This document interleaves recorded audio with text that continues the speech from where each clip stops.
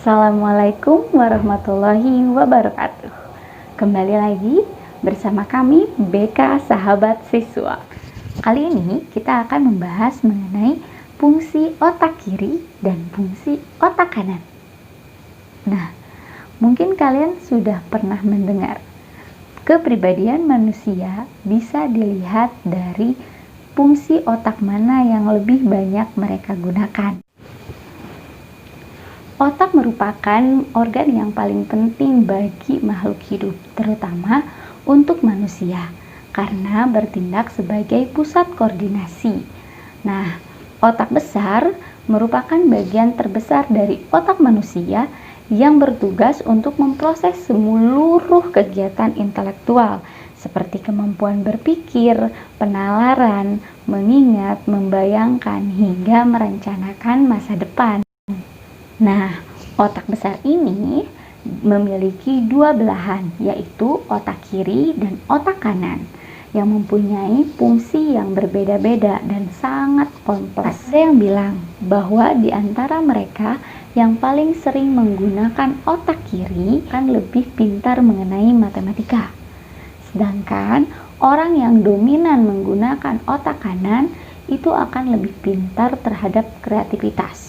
Teori fungsi otak kiri dan otak kanan ini pertama kali diperkenalkan pada tahun 1960-an oleh Roger Sperry. Nah, beliau merupakan ahli neuropsikolog yang menemukan bahwa akal manusia terdiri dari dua bagian, otak kiri dan otak kanan. Mereka memiliki fungsi yang spesial tanpa harus tergantung satu dan lainnya. Nah, sekarang kita lihat fungsi dari masing-masing belahan otak tadi. Yang pertama, otak kiri.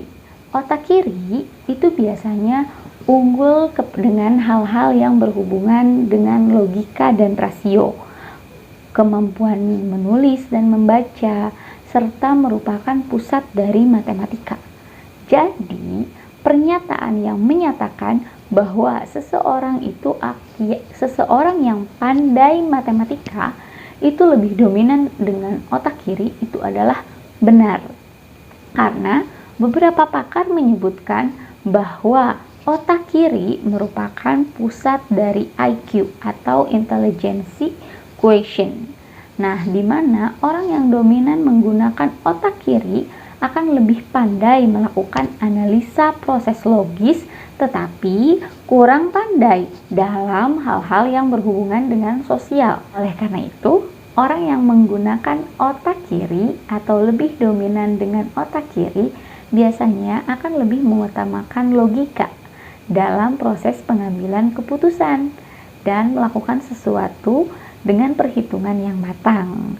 Nah, saat kita ingin mengungkapkan sebuah fakta, otak kiri jugalah yang akan menariknya dari memori kita.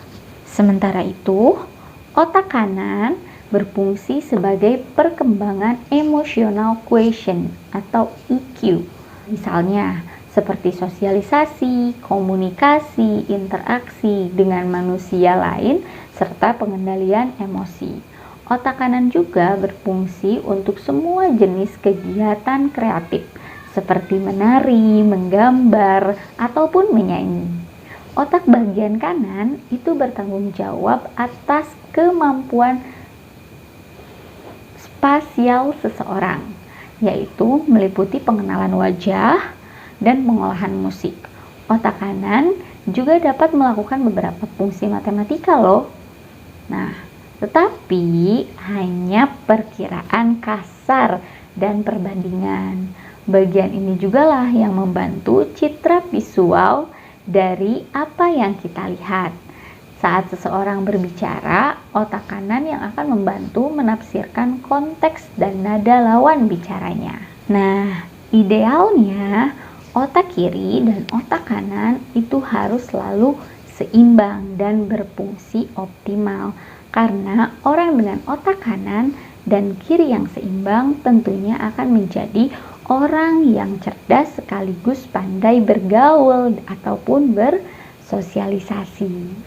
Untuk mengoptimalkan fungsi otak kiri dan otak kanan, banyak latihan-latihan yang bisa kalian lakukan, seperti senam otak, ataupun kalian bisa bermain games pilihan untuk menyeimbangkan antara otak kiri dan otak kanan kalian. Nah, kali ini kita akan coba tes apakah kalian lebih dominan menggunakan otak kiri atau lebih dominan menggunakan otak kanan.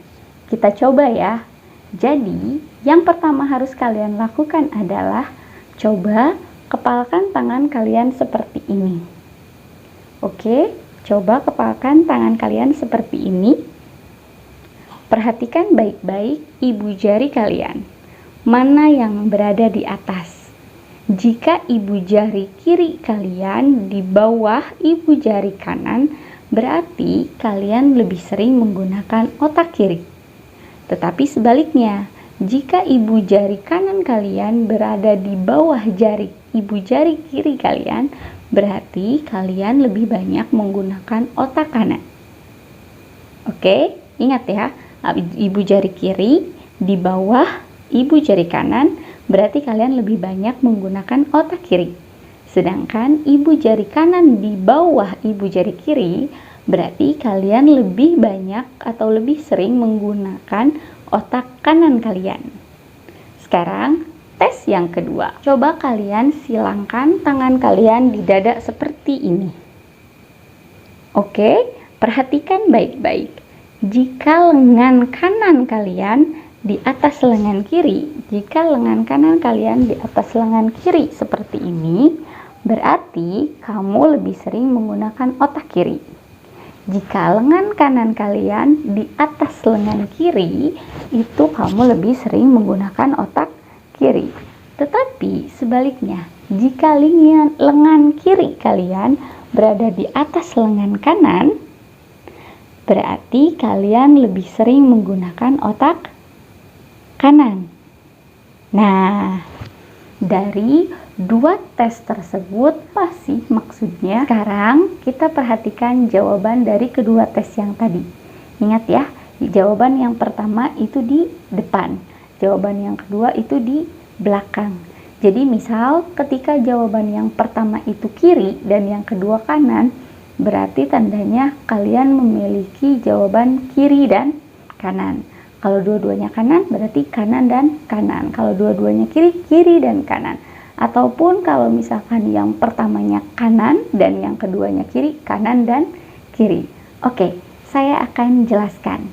Nah, katanya ya, dari permainan ini atau dari permainan tes kepribadian melalui otak mana yang sering kita pakai, dari kedua tes yang tadi, apabila kalian jawabannya kanan dan kiri, biasanya tipe ini penuh pertimbangan, tradisional, dan tidak bisa spontan.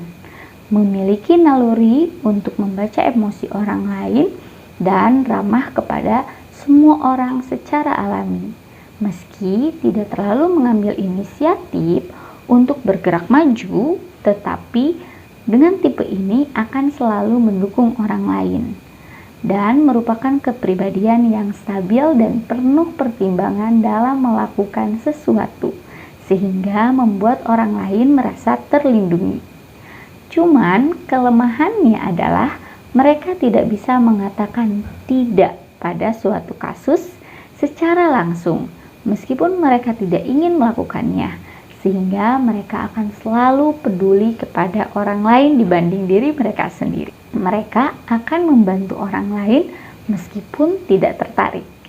Dan dalam dunia desain, tipe ini cocok karena benar-benar memikirkan konsep dan memastikan jika sudah siap. Nah, yang kedua, kanan dan kanan. Bila jawaban yang pertama kanan dan yang kedua kanan, mereka sangat menyukai tantangan dan tidak suka basa-basi. Jadi jika mereka sudah menentukan sesuatu, mereka akan melakukannya dengan secepat mungkin. Berani menghadapi bahaya ataupun resiko tanpa berpikir. Mereka tidak suka mendengarkan kata-kata atau saran dari orang lain. Mereka akan berpikir 2 kali atau berpikir tentang hal itu jika mereka benar-benar berharap untuk apa yang akan mereka dengar dalam percakapan atau suatu hal. Mereka akan mendengarkan orang lain jika mereka berpikir itu adalah hal yang menarik untuk mereka. Namun, karena mereka tidak suka obrolan yang ringan, mereka cenderung menjadi seseorang yang populer. Ayo, siapa nih yang kanan dan kanan? Nah, untuk kanan dan kanan ini, mereka cocok juga di bidang desain dan seni. Seperti yang kita ketahui ya, kalau misalkan otak kanan itu lebih dominan di bidang desain ataupun di bidang seni.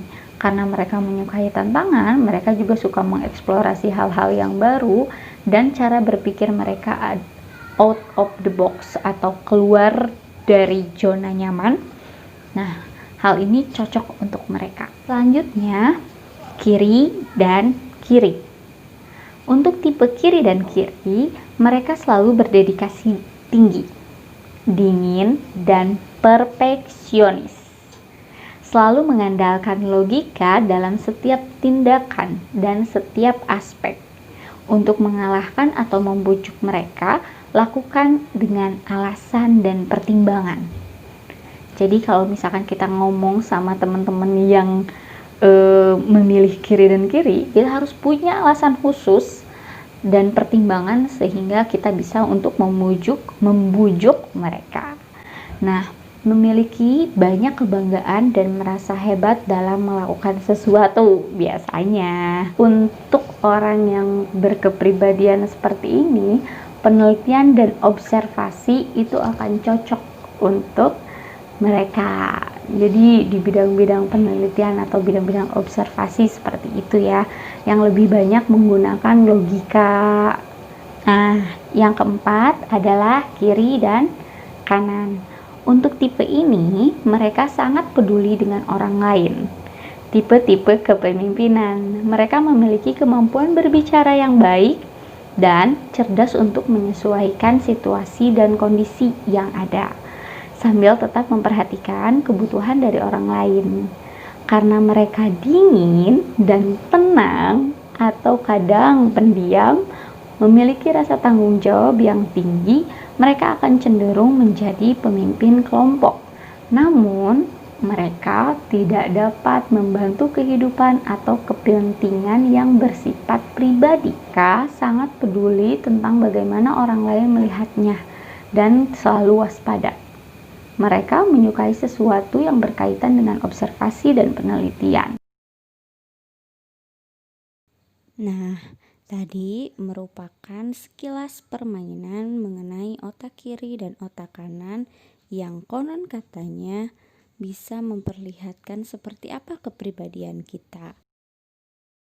Untuk tugas kali ini, silahkan kalian buat video berdurasi 1 menit, lakukan senam otak semenarik mungkin, yang kalian bisa lihat referensinya melalui YouTube atau akun-akun lainnya. Jangan lupa kalian share ke media sosial kalian dan sertakan tag BK MTSN 2 Kota Bekasi.